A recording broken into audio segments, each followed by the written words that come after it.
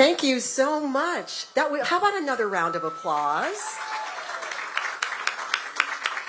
Good morning, everyone. My name is Linda Laurel. I am the CEO and executive producer of Linda Laurel Media, host of our Voices Matter podcast, and co-founder of a new democracy initiative called Civil Dialogues with my dear friend, Jean Becker, who, as we all know, was the beloved chief of staff to President George H.W. Bush.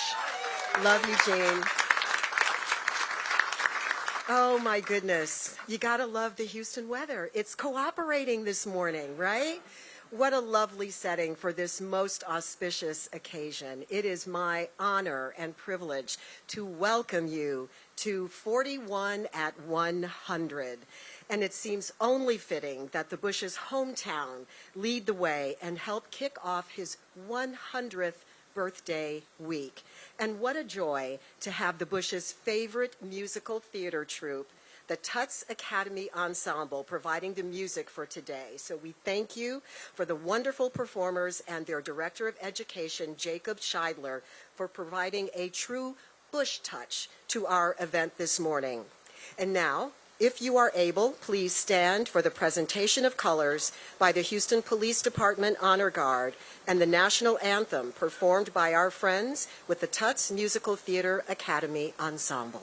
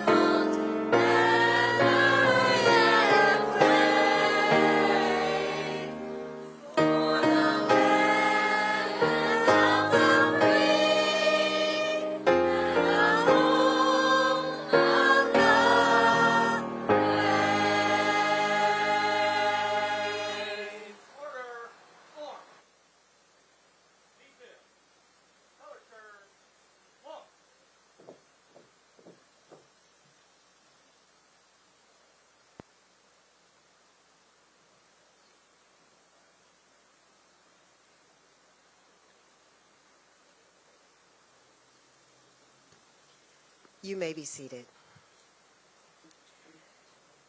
And now, to deliver the invocation, please welcome Pastor Corey Wilson of the Christian Faith Missionary Baptist Church.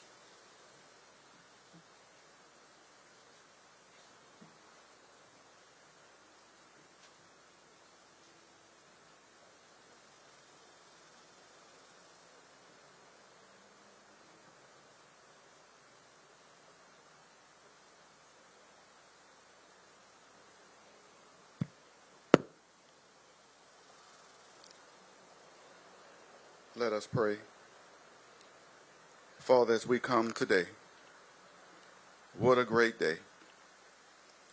100 years ago, you decided to throw a pebble with the name of George H.W. Bush into the oceans of life. And 100 years later, the ripples of that pebble that was tossed into the ocean of life is still carrying on to the banks across the world. Today, my Heavenly Father, to the 41st, to his family, to his friends, to everyone he was able to impact in any way, we come today to celebrate and to remember all the wonderful things that you allowed this great individual to do. But we ask you now, as we proceed with this great program, to cover us right now in your precious blood and forgive us of any sins. Lord, let this day, let this program be a wonderful day and program that will go down in history as we remember all of the work and all of the people that was touched. Father, bless us, watch over us, and we bind anything that is not of you. Protect us. Put a covering of angels around us in this program. Let us leave with smiles and warm hearts and remember that as a team, as a country, we can continue to move forward. We ask all this in your wonderful name, Jesus Christ, let us say, amen.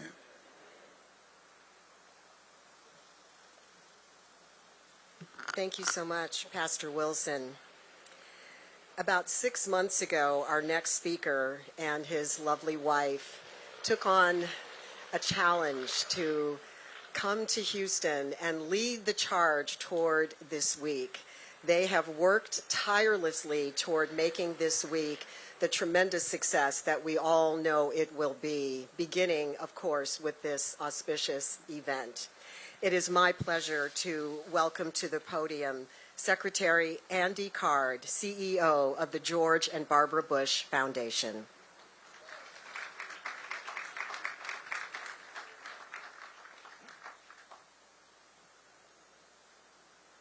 Howdy. I bring words from College Station, Texas, but my voice will frequently shift to Massachusetts, parking the car in Harvard Yard. And I apologize. But it's actually appropriate. Houston first, yes, you're the best. You came together. This is a remarkable event. And to the people that helped put this together, I say thank you very much. I'm honored that the family is here. What a great dad, what a great grandfather. You should know that about 1,500 miles away, there's a community that is also getting together this next week to celebrate 41's birth. It's the town of Milton, Massachusetts. And I remember when he announced his candidacy for President of the United States at a press conference at the Parker Hotel in Boston. Yes, they parked the car in Harvard Yard there too. He was asked by a reporter after he gave his announcement address saying that he was running for president. And the reporter asked a question: why were you born in Milton, Massachusetts? His response was just remarkable. He said, I wanted to be close to my mother. The truth is, he couldn't wait to get to Texas. And he got to Texas. And Houston is his home. Mayor Whitmire, thank you for being here. Thank you for representing the city of Houston. And thank you for the leadership that you've given not just to Houston, but to the state of Texas. President Bush loved Texas. He loved Houston. This was his home. Yes, he was born in Milton, Massachusetts, but this was his home. And he couldn't wait to get here. And you know that he was challenged because he had to live in Midland before he made it to Houston. But Houston became the grounding place for his tenure leading this, not only country, but leading this world. President Bush, yes, would be 100 years old on June 12th. We're going to celebrate his birthday, obviously, by gathering here, where we get to celebrate a remarkable sculpture that really captures him for all to see. And I'm so impressed that he can look down the way and see Jim Baker staring back at him. Two remarkable people that give definition to noble public service. Noble public service is what we'll be celebrating in College Station, Texas, starting tomorrow. When we gathered, sometimes as alumni of the Bush organizations, whether it was campaigns or service in the government. And just remember, George H.W. Bush served in more public service roles than any other sitting president ever. And it's not even close. And he gave us the example of noble public service.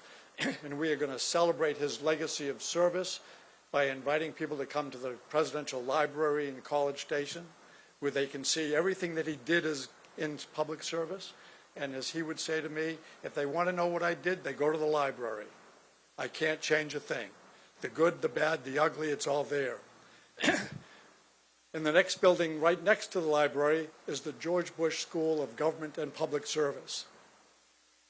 The legacy of President Bush there is a living legacy. Every graduate that comes out of that school, and it's the only school in America who is a school of government and public service, is a living legacy to President Bush. And right now there are 350 graduates of that school already working in noble public service in the intelligence community, a number greater than any other public policy school in the country. So we'll be celebrating the legacy of President Bush, yes, the legacy of the past, but we'll also be celebrating the legacy of the future. And I'm glad to say that we don't just limit it to those students at the Bush School. We also point out how many millions and billions of points of light there are around the world just because George H.W. Bush said, be a point of light. You are a point of light. We're grateful for you. I am grateful for your leadership in helping us to remember President Bush and the great service he gave. I'm particularly grateful to Ambassador Inshallah Ansari for being part of the celebration of every aspect of President Bush's life since he retired as president. So Hussein, Ambassador Hussein Ansari, Inshallah, thank you very much. With that, I invite you to come to College Station. I know some of you will not show up. Some of you bought tickets and still won't show up. But I want you to know we'll be grateful to you for what you've done here in Houston to call attention to the remarkable life of President Bush and Barbara Bush. And we ask you to keep Jim Baker in your prayers. He would like to be here. He is here in spirit. He'll be in College Station in person to pay a visit to the President's grave. And I'd invite all of you to come and pay tribute as well by celebrating 41 at 100. Thank you, and God bless you. And yes, God bless America. Thank you.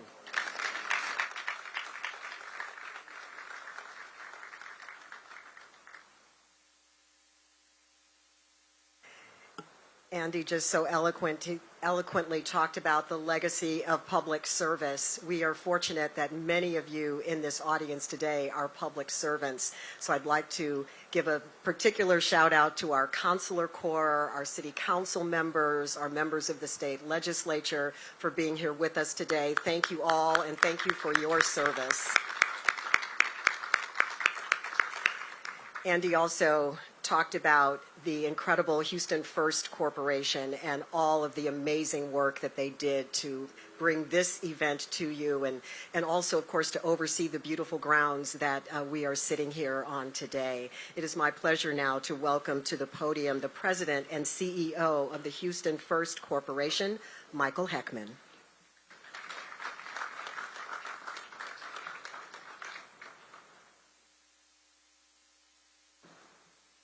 Good morning, and Linda, thank you so much for that kind introduction. We wouldn't be able to do what we do at Houston First without our fantastic team members that ultimately made this happen today, and we wouldn't be able to do any of that if it weren't for leadership. Leadership of Mayor Whitmire. Mayor, thank you so much for your leadership of this city and for Houston First. In addition to that, I want to recognize two of Mayor Whitmire's appointees to our Board of Directors. First, our Chair of the Board of Directors, Jay Zeidman. Jay, thank you. And also Roxanne Newman is here today. Roxanne, thank you for all that you do. Thank you. It really is a privilege for us to be here and for me to welcome you all to Sesquicentennial Park for this monument honoring our nation's 41st president and a true American statesman. We're pleased to co-host today's celebration alongside the George and Barbara Bush Foundation. I also want to take a moment and recognize the person that spearheaded the creation of this monument 20 years ago, Charles Foster.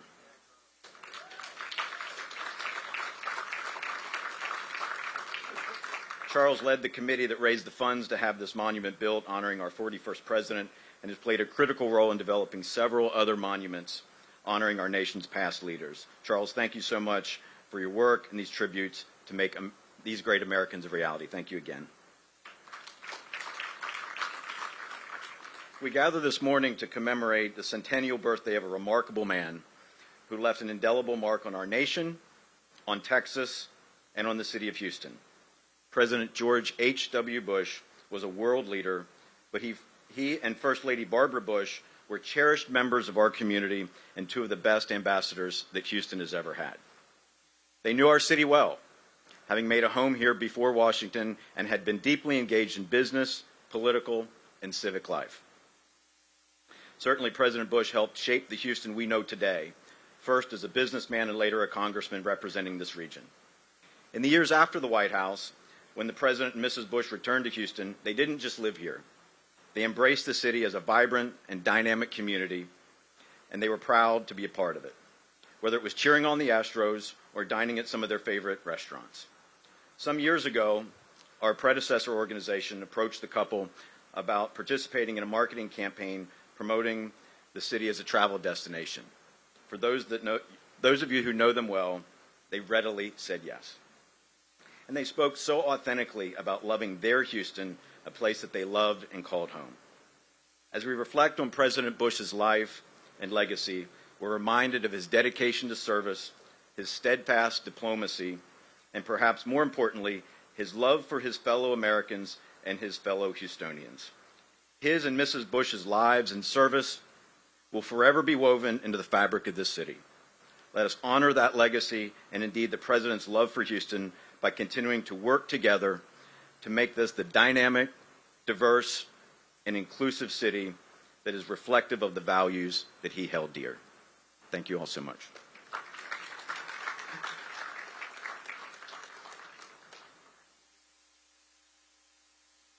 Thank you, Michael.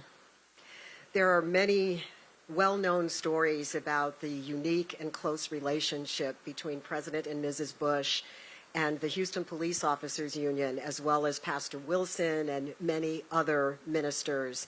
We are pleased to have with us today the Executive Director of the Houston Police Officer Union, Ray Hunt. Please welcome him to the stage.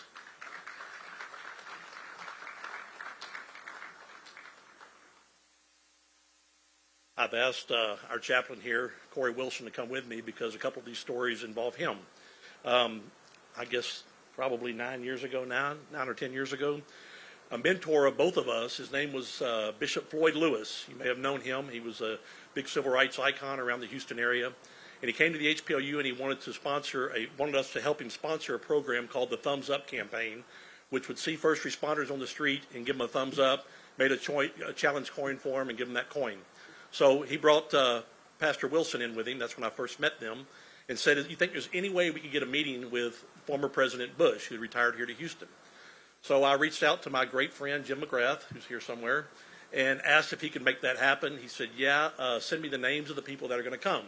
So I sent him the 5 of us that were planning to be there, and we showed up, came in there, and he immediately recognized Bishop Floyd Lewis and said, "You and I, back in the late 60s, were over on Lyons Avenue handing out pamphlets about civil rights. It's the first time we ever met." Well, needless to say, none of us had any conversation with the president. The two of them talked together for the entire time that we were allotted, which was supposed to be only 15 minutes, but I think we were there over an hour. We walked out of there, and all of us just said, this was like we were just sitting down talking to our dad, like talking to the next door neighbor. Just a genuine, great guy who said, "Of course I'm in on this. Anything for the police." So he supported us completely. He also said that when Bush was out there campaigning probably campaigning, but passing out literature on Lyons Avenue, he had a young man with him, his son, and Floyd Lewis said, "Little did I know that both of those two men would be future presidents." Pretty incredible story. The next thing that we did was a Pray for Police campaign. I think I have it on. These Pray for Police bands that we did were a big hit several years ago. A lot of people were wearing them, and we tried to get as many people to wear them and to post it on Facebook so that it would take off. So again, I reached out to Jim McGrath and said, "Hey, is there any way that I could get 2 of these bands to the president and Mrs. Bush to see if they would wear these and take a picture that we could post?" He said, "Well, they're in Kennebunkport, but I'm going to give you an address. Don't share with anyone. Mail these 2 bands to this address, and I'll make it happen." So not too long after that, I received this picture of Barbara and George Bush wearing our Pray for Police bands. Really, really a treat for us, and it just took off from there. We had churches all over the country calling to ask us if they could have bags of the bands. We mailed them out all over the place. And that Christmas, I received a Christmas card, and that was on the front of the Christmas card from the Bushes. The last thing I want to talk about is the Bush Protection Detail was when they first came here to Houston. Apparently, I never went to the house that he was at here, but apparently there was a garage apartment or something where the detail camped out in. They needed some money to renovate it. So they did a fundraiser out at a golf course, and I happened to get selected to be the police officer to do the security like he needed it with all the Secret Service who were there. During that time, he was taking pictures for $100. You could take a picture with him, and they would give you a Bush Protection Detail shirt for the $100. So they finished, and I'm standing there watching, and he goes, "Officer, would you like a picture?" And I go, "Well, I'm making $100 for this gig, so I guess I could do it." But he goes, No, it's free to you. Come over here." So he comes over, so we take a picture together, this picture here.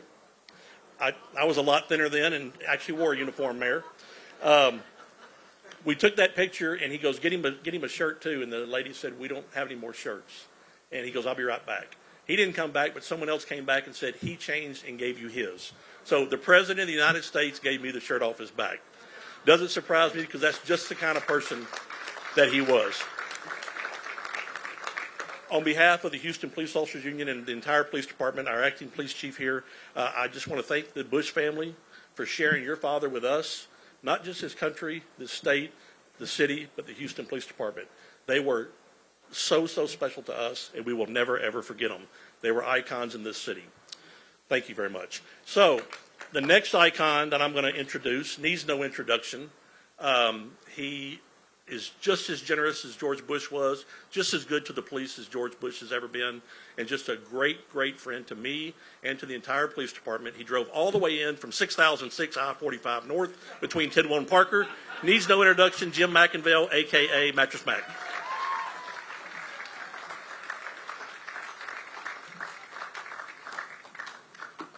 Thanks, Ray. It's an honor and privilege to be here today with all these great people as we remember the great man, President George Bush. You know what it's said that we don't live in the past, but the past lives in us. And the influence of George and Barbara Bush will forever live in my wife and myself's lives. He did so much. He helped so many people. As we look on the political scene today with lots of divisiveness on both sides, President Bush brought a calming effect to everything. So I asked my wife, Linda, what are her 4 favorite memories of President Bush, and she sent them to me. She said, number 1, we hosted the Davis Cup tennis match in Houston many years ago, and President and Mrs. Bush gave a cocktail reception at their home for Pete Sampras and all these U.S. tennis players. And my wife was amazed, as was I, how President Bush said that it was amazing that he got to meet all these tennis players. My wife said the funniest moment she ever had with President Bush was in his boat at Kennebunkport, saying how he hoped he could outrace the Secret Service. And of course, he was always so proud of his children and grandchildren. But the favorite thing she still takes away was watching his face during the playing of the national anthem and God Bless America, and tears welling up in his eyes. A true patriot. From my standpoint, it's amazing to me that when President Bush was 20 years old, and most of us were just college kids, he got shot down in the Pacific Ocean and was rescued by a naval ship, a naval submarine. He was 20 years old. When he graduated from college, he left the safety of his home in the Northeast and journeyed all the way to Midland to seek his fortune. That would be like somebody from Houston today, from a prominent family, moving to Silicon Valley to be an entrepreneur. President Bush was not only a great public servant, he was a great entrepreneur. I asked him many years ago if he would help us in the Bush-Clinton Tsunami Fund. He said, of course, and through his efforts, we raised $15 million for that fund. George Bush was a man for all seasons. He was a man that did so much for so many. He and Mrs. Bush used to write thank you notes to everybody they came in contact with the day before. That is a lost art. My wife and I probably got 30 different thank you notes from President and Mrs. Bush because that's who they were. So today we remember, we celebrate, we believe this great man named George Bush. We celebrate so many great things he did in the way he lived his life, and we pray that all of us can learn and be better because of him. Thank you.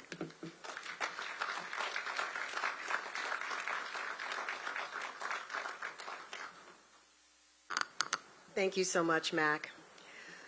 I mentioned the public servants that we have here in the audience with us today. There's been reference to points of light. We are so fortunate to have a leader of our city who has literally dedicated the vast majority of his life to public service.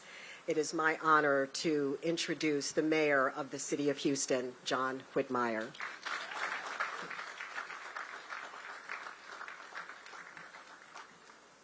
Thank you. You know, we need more days like this. Most days, I deal with problems, trying to clean up some messes that most major cities have, and I've inherited my share. But we need more days like this where we come together as Houstonians for a common bond, to recognize not only a Houstonian hero, but a national hero. You know, everyone here has a personal story about their relationship and contact with President Bush. Because I'm mayor, I get to tell you mine. In 1968, I was a graduate at Waltrip High School in Northwest Houston. I already had the political bug, taking debate and history classes. And I came out in the fall of '68, beautiful day, and I see this candidate, which I'd never seen before and haven't since. President Bush was in a very tough race. You know, he was, if not the first, in fact, I'll go ahead and declare him the first Republican elected congressional leader. Bill Archer followed him later, another great hero. But President Bush was my congressman. And I had the political bug, and I watched him, Neil, going up and down 34th, shaking hands with the mothers picking up their kids at 3 o'clock in the afternoon. I want to emphasize you never know how you're influencing someone in your daily life, in your responsibilities. He planted and inspired the seed that 4 years later I was elected state representative. I not only watched him campaign in a very unique personal retail fashion, not knocking doors, saying hello to mothers picking up their kids waiting at Waltrip High School on 34th Street. But he also inspired me from that experience, but also to save the letter that he wrote me as my congressman when I was a senior. Ladies and gentlemen, 4 years later, through some of that inspiration and experience, I ran for office. And I would like to think that I and most of us here, in fact, I'll say all of us, are one of his 1,000 points of life. You see, President Bush knew that we're all public servants. As I look into your eyes, you're all public servants, whether you're ever on the ballot or not. And you're placed in office to make a difference, do the right thing. Let me give you one small, big example. Can't be both, but it's a big example. I remember his 68 campaign. You know the hottest issue? He had voted for open housing. Now, Houston was not as diverse and inclusive as it is today. That didn't go over well for Ed in Oak Forest and Garden Oaks. It was an opportunity to make a tough and right vote to integrate public housing. He caught a lot of flack. But he remembered what Sam Houston said, do the right thing and suffer the consequences. I know for a fact, as a student of history, he was the most qualified person to be president in recent history. And we need to learn, and our duty is to keep his legacy alive. It's not going to do any good for us to sit here and talk to each other. We've got to spread it across Houston. Our new arrivals, talk about the legacy of Barbara Bush in education and President Bush with inclusiveness. So I'm going to close by saying the best way we can honor him is to get out of this heat and go to work. Thank y'all.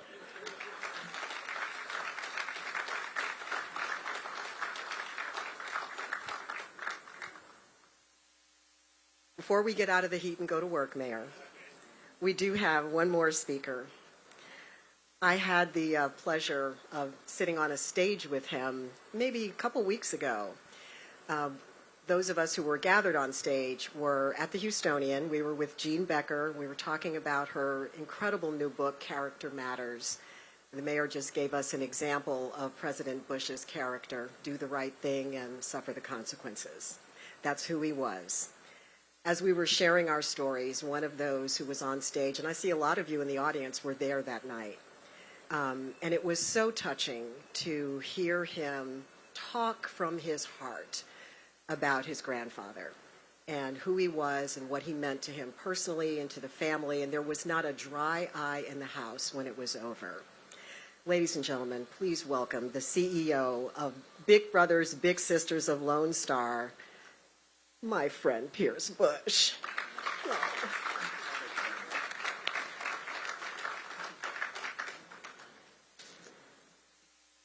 Mayor Whitmire, thank you for so much for being here. All the speakers, Mattress Mac, Ray, Pastor, Secretary Card.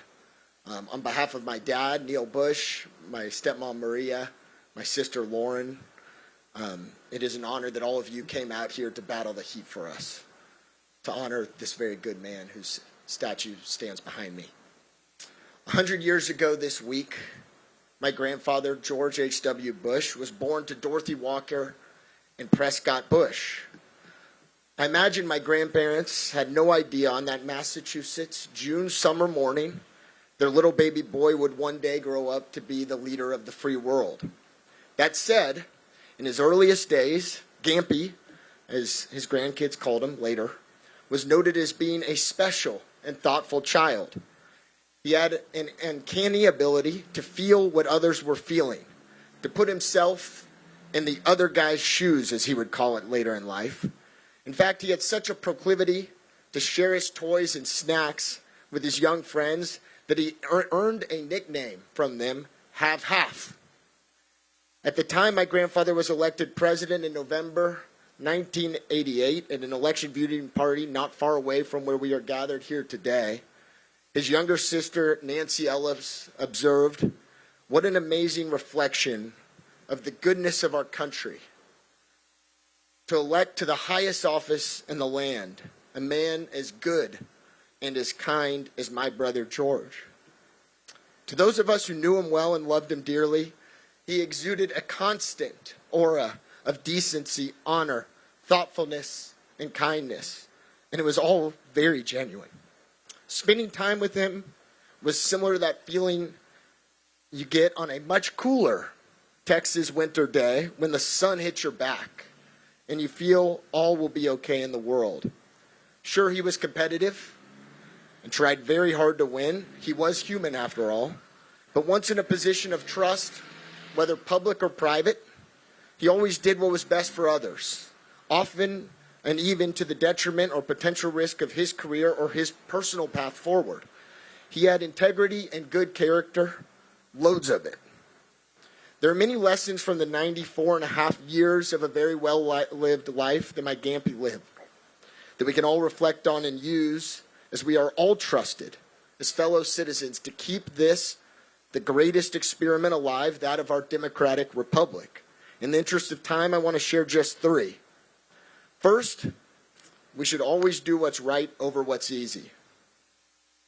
I think back, and the mayor reflected on this, to what he considered one of his greatest early political trials and triumphs. His vote in 1968 as a young congressman from Houston to pass the equal housing civil rights legislation. At the time, many of his constituents were not happy with this vote, as the mayor mentioned. He walked into Memorial High School to host a town hall, initially receiving lots of boos and heckling. Not known necessarily as a great orator, he decided to share the human side of why this civil rights legislation was right and told the crowd stories of the diversity of the troops he had visited recently in Vietnam who were risking their lives and dying in the service of their country. He believed all should have equal rights when returning home, and the law should ensure they do. When he was done, much to his surprise, he received a standing ovation from the crowd and had turned them completely around on the issue. There are many examples of his using his power or his office to do what's right over what's easy.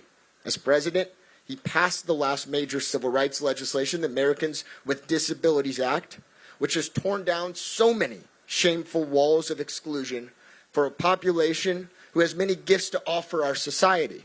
Of course, he perhaps was made a one-term president when he decided to compromise on a budget spending reduction agreement with minor tax concessions, which drastically cut federal spending and ultimately put the government on a path to have a balanced budget later in that decade.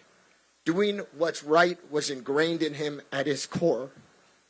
Second lesson, never underestimate the power of friendships and positive human relationships to change the world. My grandfather was a master people person. He loved and was always interested in others, no matter who they were or what their station was in life. Gampy loved the many friends that Houston brought him, and many stayed friends for the rest of their lives. I think, of course, of James Baker, Bob Mossbacher, Ambassador Ansari, Ambassador Chase Untermeyer. But also, I think of people like Don Rhodes, one of my grandfather's best friends, who grew up in a rough childhood here in Houston.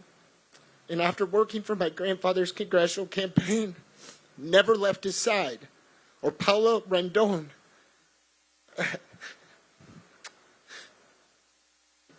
who came over to join our family with a work visa from Mexico when my dad was 3 in 1958 and stayed with my grandparents until their passing. She even lived in the White House with them. But it was his friendship and his ability to to create positive relationships on the world stage that matters most to freedom-loving people. We must always remember and celebrate his tactful handling of the fall of the Berlin Wall and ending of the Cold War with no bullets being fired. A master of diplomacy, he used his relationship skills to build up a 42-nation coalition, the largest the world has ever seen, to push Saddam Hussein out of Kuwait. When historians look back at both of these successful accomplishments, it was the power of relationships and friendships that my grandfather created that made these two things so successful. Third lesson. When the sun comes up in the morning, a bright new day embraces us all. My grandfather actually wrote those words as part of a longer letter to cheer me up when I crashed his prize boat on the Kennebunkport Rocks many summers ago. But I have since realized there is a much deeper meaning and lessons from his own life in the words that are pertinent to all of us in this time. Like most people, Gampy faced his own set of meaningful challenges in his lifetime. From losing his two crewmates at 20, Ted White and Jack Delaney in World War II when their plane was shot out of the sky, to losing his very own beloved 3-year-old daughter, Robin, to leukemia a few years later. Gampy never gave in to those tough losses. Man of deep but somewhat quiet faith, he yielded to a higher authority in all matters of importance, especially on matters he could not explain. And he felt a calling to live a life of purpose because of what he had experienced. He believed that every day we are given a fresh start, a chance for us to create, to experience, to build up, and to love. He believed that despite the scary headlines that engulf us on a daily basis, which, by the way, it seems like it's gotten worse since he left us, there is an earnest, compounding goodness that exists in the vast, vast majority of people that call this country home. And so, on his 100th birthday celebration of this extraordinarily good man, let's all celebrate his life by meeting this new day with an embrace of love of country, love of our fellow countryman, and in our own way, may we find a path to shine as one of the 1,000 points of light that he recognized make up the very best of this great country. Thank you all so much.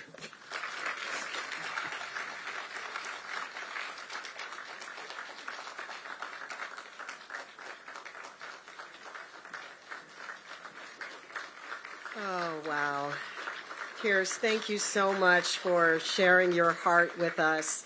And now you know why there was not a dry eye in the house a few weeks ago. Thank you so much.